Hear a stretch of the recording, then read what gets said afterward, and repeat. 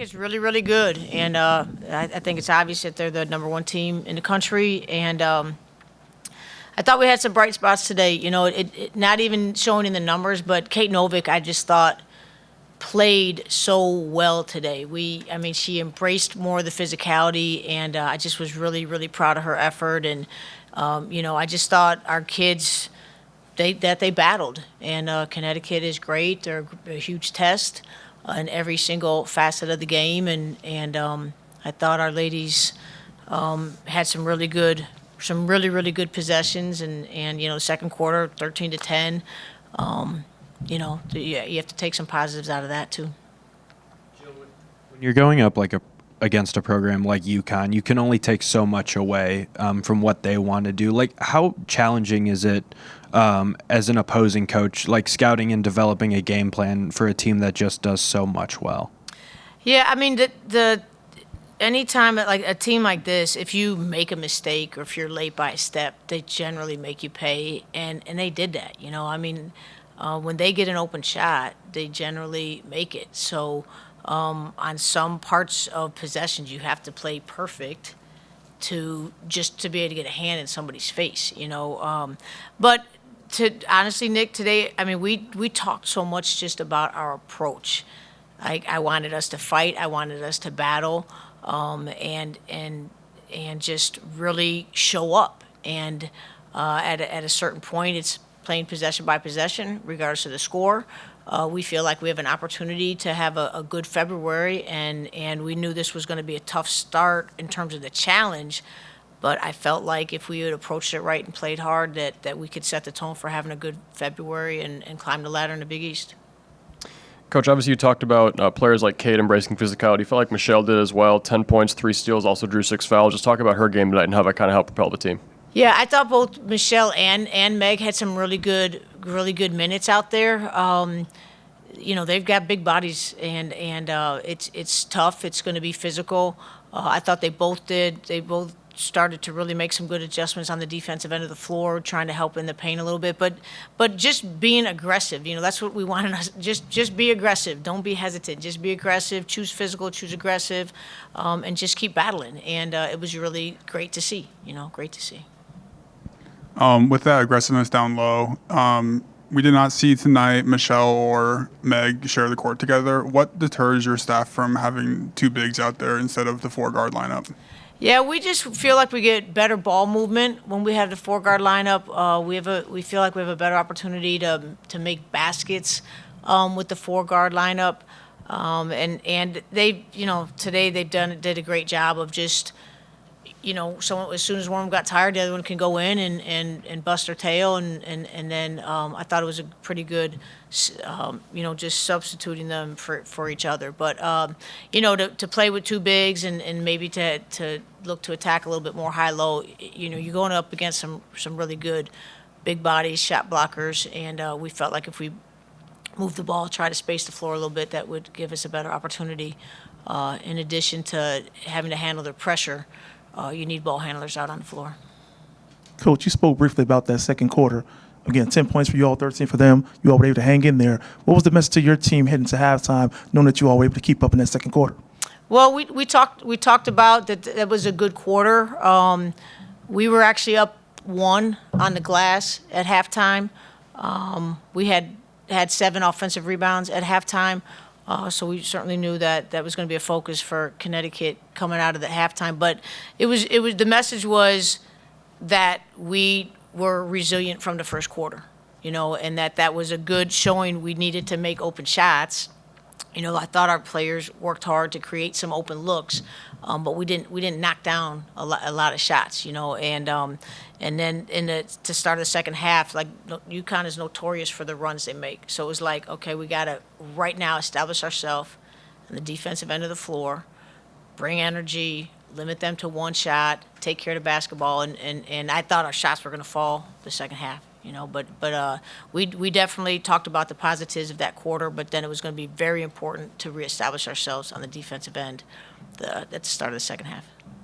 Coach, Devin played 37 minutes against that UConn defense, only had 1 turnover. Just talk about her growth as a point guard and how much that's helped the team. She's made tremendous strides in the last 4 weeks. And, again, I know I say it every time, but, Devin missed a large part of the preseason, and when you're out from the middle of October until late November, that's a big chunk of really important preparation time for the season. So she was still finding her way, and she had to do it already playing games. And once she understood that we really wanted her to be aggressive on the offensive end of the floor in terms of finding shots, shoot any open three. She's got a good pull up. If they run you off the line, we want you to shoot that pull up. I just feel like she just got a little bit more confident and just got a better handle on how we really want to play. She does a great job of pushing the ball. She brings us great energy. She's very vocal out there, but it's been great to see the progress that she's made in the last month. And we expect big things out of Devin. Coach, this is your second time this year playing UConn, and significantly got better taking care of the basketball and handling that pressure. And it seems like you did get quite a few additional good looks from the three and the open looks in this game. They didn't always fall, but can you just sort of talk about what you tell your team after you do see some improvement from playing at the best team in the country? Sure. I mean, we talked about, the first time we played them, we had 32 turnovers, and today I think we had 18, and in the third quarter, I think as a team, we only had 1 turnover, and that's just really important to winning basketball games. And after the game, I just tried to pick out some of the, there was some great things that happened tonight, and you can't just look at the score and say it's good or bad just because of the score. Again, like the Kate Novick, the fact that Devin withstood that, and that's a lot mentally to withstand over the course of 40 minutes. And as a team, as a whole, I just thought that's where we actually made most of our progress. And because we made progress on the mental part of the game, it showed in the numbers, and just our approach and being able to bounce back, get to the next play. If you have a turnover, you get ready for the next play. And I just think when we played them December 7th, it was very early. It's an early time to play a game like that. And we were still working on just, fighting every possession and not getting too down with ourselves when they're out there making shots. So we talked about a lot of good things. And again, the fact that we want to have a great February, this was important to us in terms of just maintaining a really aggressive approach. You've seen AZ Fudd throughout the past 5 years, obviously 4 years that she's been healthy. What difference do you see in her now? This is her last year of college. She's playing. This is the most healthy she's been. Do you see a difference in how she's playing? I mean, she's just so good. She you can't separate from her because her ability to catch and shoot it so quickly. As soon as you separate, she's able to get a shot off, and she's shooting at a high percentage. She's, she looks physically, she looks great, she looks fit, looks like she could go, forever, and she's, one of the top players on one of the best teams, and I think there's high expectations of her, and I think AZ just embraces that and wants to play at the top of her ability. So it's when you're not on the sideline and you're just watching them on TV, they're an enjoyable team to watch. But she's really special. Sarah Strong is really special, and he's got a really special team this year. This is a little off topic, but with it being National Women and Girls in Sports Day, and as not only a head coach of a women's team, but being a woman yourself, how do you hope that your position inspires not only you, but your players and just other women who see you doing what you do? I had the opportunity in my high school, the girls basketball program for my high school came today, and I had the opportunity to speak with those young ladies after the game. But we talked to our team, yesterday, and then again with me having the opportunity to speak with my high school. It's just what the lessons they learn from being involved in sports. They don't even realize it. The confidence that they learn about confidence, the character.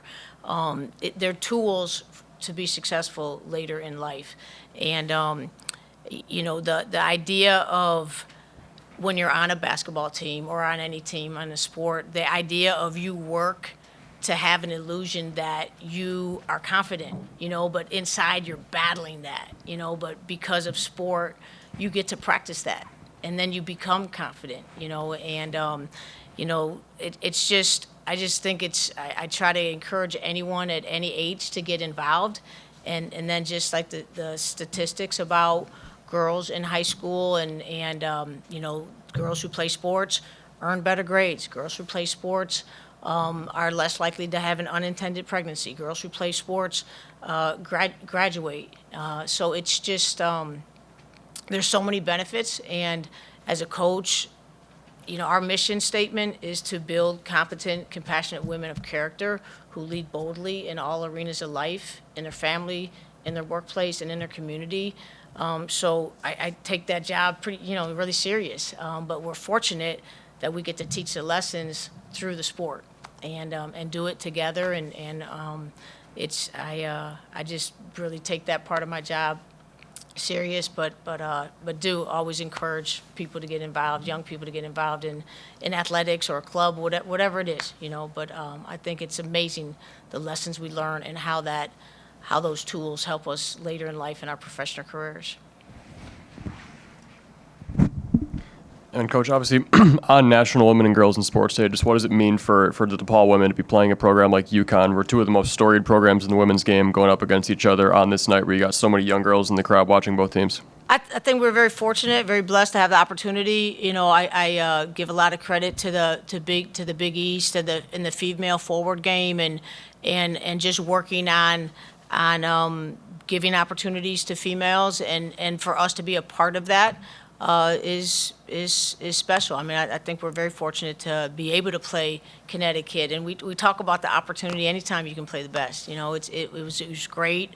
I applaud the fans for coming out. We had over 6,200 people here tonight. I'm glad they took advantage to come to a great game. Wintrust is always electric atmosphere, so it was really rewarding, I think, for our players to play with a lot of fans and again, to go up against the best. Jill, when Gino was in here, he mentioned you, Doug, and Patty went out to dinner last night. One, who picks up the tab for that dinner? And two, what has that relationship kind of been like since he's been at UConn and you've been here? Who should pick up the tab on that? That's exactly who did pick up the tab on that. But that's not always the case, but last night it was. I had the opportunity. I met Coach Oriema when I was younger through Coach Brunel. But then when I started working for Nike and had, ran the women's basketball sports marketing, then Gina was like my number one coach, So I would visit Connecticut 6 different times a year and be at the big games and follow them through the NCAA tournament.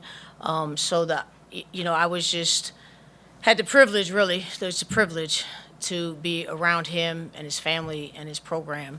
And I just think Gino is a great basketball coach, but he's a great man, a great human being, and always has time for you. I just am really, really grateful for the opportunity I had to spend with him. And then for me to be able to, when I got here at DePaul and go with Doug to then go see Gino, being around those two guys and it just really. It's just like great times, and you learn from them, but it's pretty neat to see that friendship develop through the profession and like the loyalty those two guys have for each other and just two gentlemen who really made an impact in women's athletics. And I just feel, it might sound cliche, I just feel blessed to have been around it and really privileged to be around both those guys.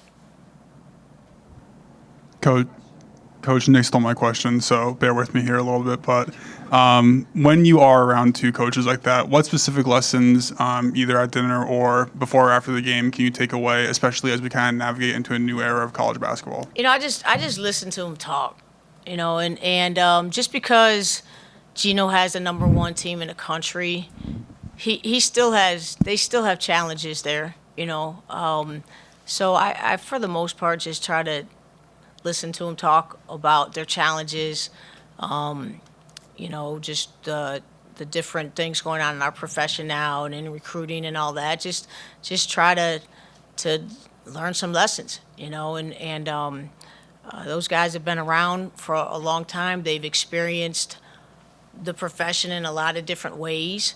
I think both guys continue to you know, they would always evolve and keep up with the changes in the profession, and I think that's always important. But it's sometimes good to hear that.